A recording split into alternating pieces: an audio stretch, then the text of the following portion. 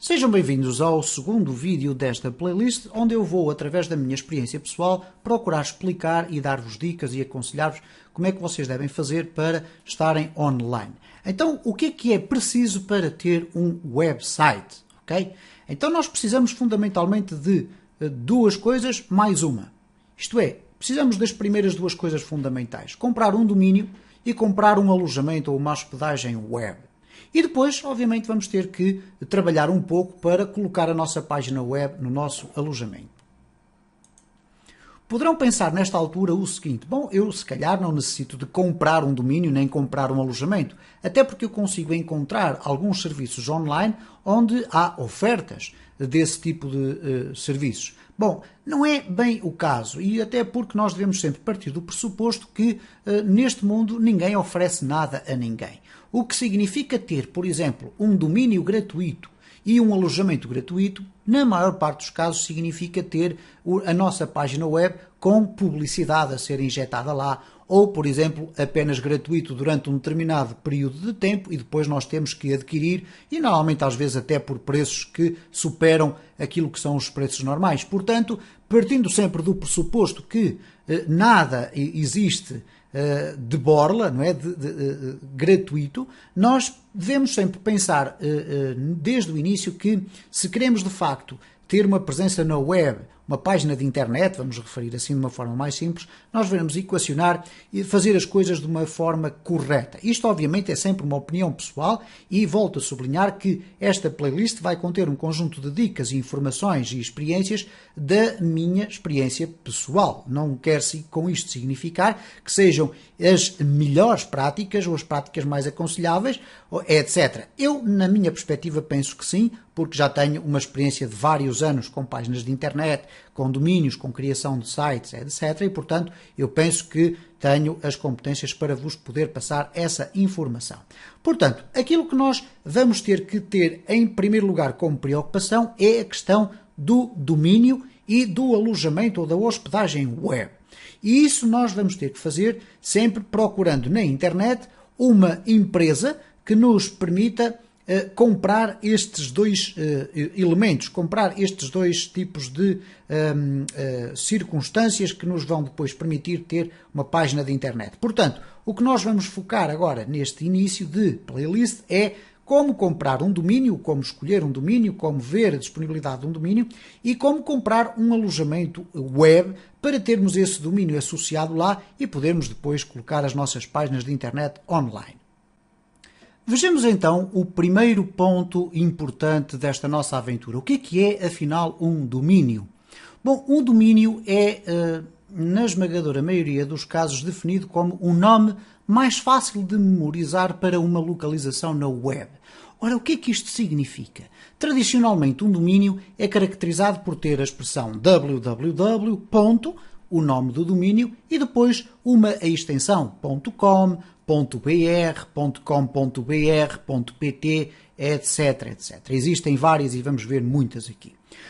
O que acontece nesta circunstância? O domínio é uma forma encontrada pela World Wide Web, pela rede internacional, que é a internet, para facilitar a memorização dos endereços de páginas de internet. E porquê isto?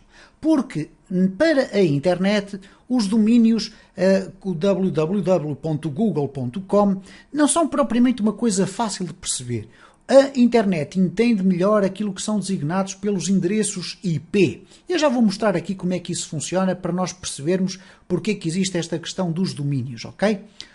Uma questão que é importante: domínio é diferente de hospedagem ou alojamento, e isto é uma confusão muito presente todas as vezes. Quando alguém diz eu vou comprar um domínio na internet, automaticamente muita gente pensa que ao comprar um domínio está pronto para ter uma página de internet. E na esmagadora maioria dos casos isso não acontece. O que acontece por vezes é que na compra de um domínio a empresa que fornece esse serviço dá espaço para nós podermos ter um pequeno alojamento lá.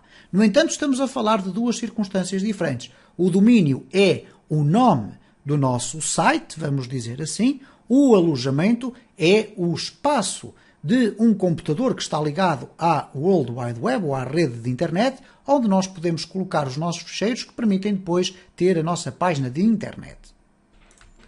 O que acontece normalmente quando alguém está a utilizar a internet é que vai escrever o nome do domínio de um determinado site. Neste caso, vamos imaginar que nós vamos fazer compras à Amazon. Então, nós vamos colocar www.amazon.com. O que estamos a fazer aqui não é nada mais, nada menos do que escrever na nossa barra de endereços o domínio da página da Amazon. O domínio é caracterizado então por ter o www de World Wide Web. Normalmente, às vezes, por trás tem também o HTTP, que significa Hypertext Transfer Protocol, mas na esmagadora maioria dos casos, se nós não colocarmos, nós vamos ter exatamente o mesmo resultado. Depois temos então o World Wide Web, ponto, o nome do nosso domínio, e depois temos a extensão do domínio. Extensões de domínios existem muitas. Existem extensões que são globais, como é o caso do .com, o .net, .org, etc. Mas existem algumas extensões que são muito particulares, como é o caso de, por exemplo, o .com.br, o .pt, que, por exemplo, em Portugal são sites mais destinados às empresas, embora não seja já assim tão fechado quanto isso, mas até há bem pouco tempo atrás só poderiam registar domínios com a extensão .pt, empresas ou pessoas com empregos em nome individual, neste caso. E, por conseguinte, existem algumas condicionantes e também os preços variam consoante a extensão do nosso domínio. No entanto, um domínio é exatamente isto, é constituído por estas componentes. Neste caso, este da Amazon vai nos permitir entrar dentro da página de compras da Amazon, que é conhecida em todo o mundo. Ora, o que é que acontece então com o domínio? Existe, de facto, à escala mundial, um conjunto de supercomputadores, chamados servidores de DNS, que se encarregam de descodificar aquilo que nós fazemos aqui quando colocamos neste endereço a Amazon. O que acontece normalmente é o seguinte: nós vamos colocar no nosso browser o endereço www.amazon.com. E quando nós carregamos na tecla Return ou Enter para entrarmos nessa página, o que vai acontecer é que o nosso browser vai enviar uma informação para a internet. Essa informação na internet vai ser recebida pelos tais supercomputadores, que são a rede de servidores de DNS, Domain Name Servers, e essa rede vai fazer a seguinte pergunta: ok, eu recebi aqui um pedido de um endereço www.amazon.com.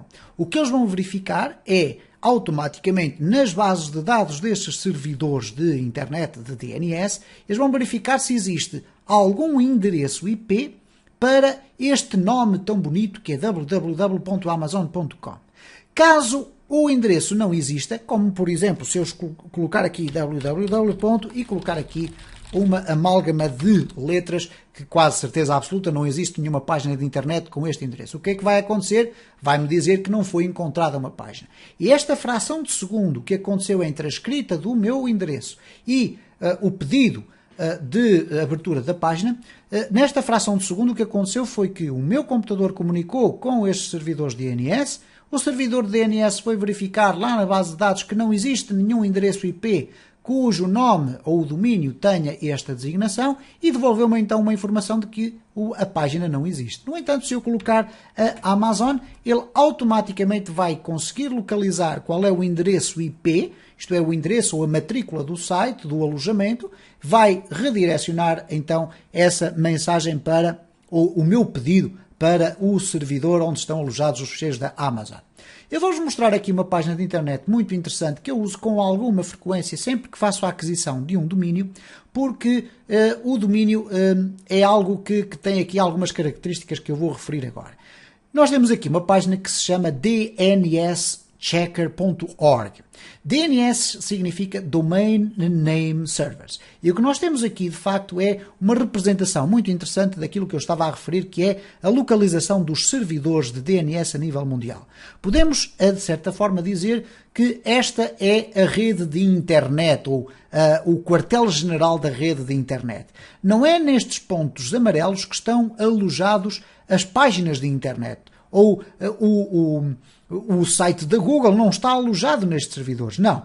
Estes pontinhos amarelos que aqui estão identificam, e que estão aqui listados também, os diferentes locais onde existem servidores de DNS. A título de curiosidade, o que é que são esses servidores? São, de facto, grandes computadores com uma enorme capacidade de processamento e de guardar em bases de dados informação, e o que eles fazem é simplesmente o seguinte: eles têm uma base de dados que tem o nome dos domínios e o respectivo endereço IP. Se sempre que alguém escreve um domínio e é perguntado a um destes servidores se para aquele domínio existe um endereço IP e se ele detectar que existe, ele vai nos devolver o endereço IP e é através do endereço IP que nós vamos conseguir entrar dentro da página web. Tudo isto funciona por trás daquilo que nós normalmente vimos na nossa navegação. Estes servidores de DNS têm uma característica interessante, é que eles comunicam entre si. E o que significa isso é que ao longo do processo de compra de um domínio, o que vai acontecer é que o domínio necessita de algum tempo para fazer aquilo que se chama a propagação. A propagação significa espalhar o domínio pela rede. Então, na prática, o que acontece quando eu compro um domínio é o seguinte: eu venho normalmente aqui, logo depois de ter adquirido o domínio, e vou escrever, por exemplo, o thegoogle.com, ok? E se eu fizer um search, o que ele vai fazer é o seguinte: este sistema vai perguntar a cada um dos meus servidores DNS, dos meus entre aspas, obviamente, se o meu site ou o meu domínio já é conhecido ou não, ok? Então, obviamente, se eu colocar aqui uma página de internet que não exista, se eu colocar aqui search, ele vai dizer que no servidor daqui do Canoga não existe, mas existe aqui qualquer coisa no Bloomfield, um servidor que deu retorno. Normalmente poderá ser um erro de comunicação e, portanto, há aqui um retorno de um servidor diferente. Normalmente aparecem dois resultados, porque é o name server 1 e o 2, depois lá iremos chegar a isso, não é nada de muito importante. Mas como podem observar, esta é uma página de internet que não existe, não está registada nos servidores DNS. Ao contrário da Google, se eu colocar aqui google.com e pedir para procurar, ele rapidamente vai detectar quais são os diferentes endereços IP que estão registados em cada um dos servidores DNS e que permitem identificar o domínio da Google. Por conseguinte, cá está também mais um erro de comunicação. Não é possível que o servidor de Toulouse, na França, não saiba da existência da Google. O que acontece, no entanto, é o seguinte: se pelo menos um destes servidores estiver a funcionar, isto significa que nós podemos aceder à página web. Normalmente é isso que acontece. Porquê? Porque eles estão permanentemente a comunicar entre si, e o que significa é que sempre que um novo domínio é registado, e são registados centenas de domínios por minuto a nível mundial, o que acontece é que eles estão permanentemente a comunicar entre si. Para quê? Para fazer uma duplicação do registro da base de dados DNS. Isto é, eles vão sempre todos saber quais são os sites todos que existem em todo o mundo, ok? E, portanto, se há um servidor que não sabe, há outro que sabe, e eles vão mecanicamente, internamente, perguntando entre si se alguém conhece aquele domínio www.google.com, e se alguém conhecer, vai retornar esse valor. Reparem, no entanto, o seguinte: se eu abrir aqui uma nova aba e escrever www.google.com, eu vou abrir a página da Google. Mas, no entanto, vamos fazer aqui a experiência de pegar aqui neste endereço que aqui está, IP, e vamos colocá-lo aqui no endereço. Okay? E reparem o que é que acontece: eu vou conseguir abrir exatamente o mesmo site. Eu vou fazer aqui novamente, eu vou colocar aqui o da Amazon, amazon.com, ok? Mas se eu colocar aqui o endereço IP que eu fui copiar dali, eu vou conseguir também entrar no site da Google. Não funciona com todos os serviços, porque depois há mecanismos de segurança interna. Por exemplo, se eu procurar aqui a amazon.com, fizer um search, ele vai me devolver vários endereços IP. Eu vou pegar aqui, por exemplo, neste de Montreal, vou copiar e vou colar aqui, vou colocar ali uma barra no fim, vou clicar e, como podem observar, há aqui um erro. Isto tem a ver com o facto de nós termos alguns mecanismos internos de segurança por parte dos servidores que nos impedem de aceder a estas informações. De qualquer forma, vejam que não é o erro da inexistência da página. Isto não quer dizer que não existe isto. O que acontece aqui foi um mau pedido e depois uma mensagem que foi gerada pela CloudFront, que é um serviço que é utilizado pela Amazon, ok? Mas nós podemos, por exemplo, saber se de facto qual é o endereço IP da Amazon ou de outro site qualquer. Se nós pressionarmos a tecla do Windows mais R para abrirmos aqui este espaço do executar e se escolhermos CMD, de linha de comandos, nós podemos, por exemplo, colocar aqui algo do género. Ping www.amazon.com. Okay? E o que vai acontecer agora é que nós vamos pedir ao nosso sistema que vá enviar 4 pacotes de informação de teste e vá receber 4 respostas. E o que vai acontecer então é isto. Reparem, ele está a enviar, neste caso, para o endereço 95.100.121.176. Ele automaticamente foi conseguir detectar nos servidores DNS qual era o endereço IP do site da Amazon, ok? E, portanto, estas são algumas indicações interessantes para nós ficarmos a perceber o que é um domínio. O domínio é, então, um endereço mais fácil de decorar do que decorar um endereço IP, ok?